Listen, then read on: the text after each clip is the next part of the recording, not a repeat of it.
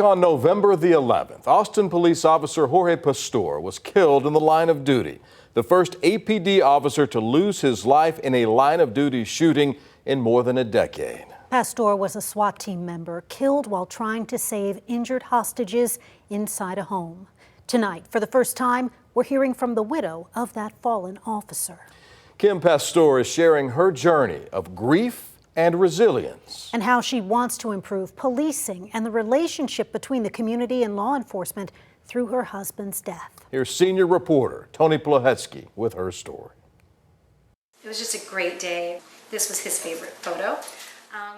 4 months ago, on a Saturday morning before dawn, what's not to love, right? Kim Pastore got the visit no police officer's spouse ever wants. I still wake up every morning to that same pounding in my heart of hearing that knock on the door.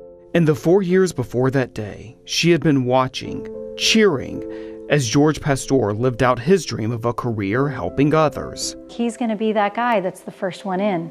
He can't help himself. Someone needs help opening a door, or he sees a lady way across the street that's trying to pick something up. I'm like, well, there he goes. He's going to go help her. The two had met almost 2 decades ago. Pastore first entered public service as a firefighter and a medic. While visiting friends in Austin over the years, Pastore knew he wanted to join APD's SWAT team. So the couple left Florida and moved to Texas so he could pursue that dream. That dream came true just 4 years after joining the department. I never worried about SWAT. He was with the best of the best, highly trained. Everything is tactically thought through. On the morning that changed her life, Pastore left their home in western Travis County around 3 a.m. He always kisses me, and he always says, see you in a bit. He never said goodbye, and that was just his thing. Sorry. Police were called to South Austin by a victim who told them a man had stabbed and injured family members inside a home, but that she was able to escape. As the SWAT team made entry, the gunman opened fire on the officers. Want our officers succumbed to his injuries. That nobody else was killed is truly a miracle. A second officer was shot and injured, and inside the home, 2 family members were dead. At the Pastore home. Yeah, so I opened the door and I saw Chief's face. And she said, I'm so sorry. I think I shut the door, not wanting to believe it. That November week, Kim Pastore slowly absorbed the trauma and grief of his death and embraced the outpouring of the community.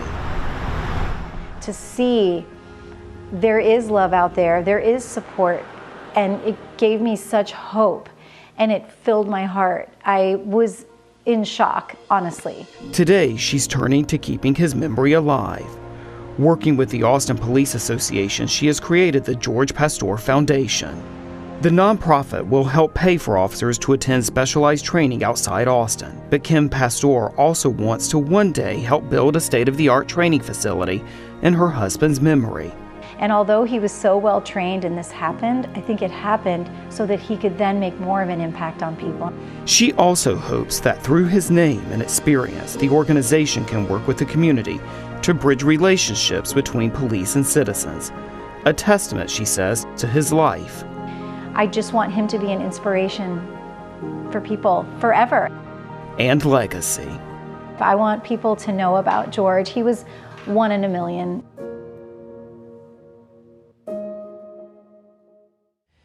In May, Kim Pastore will travel with the Austin Police Department to Washington, D.C. to honor her husband during National Police Week. She hopes to have the foundation fully in place in coming weeks. You can learn more by going to jpastorefoundation.com. In the studio, Tony Plahetsky, KVUE News.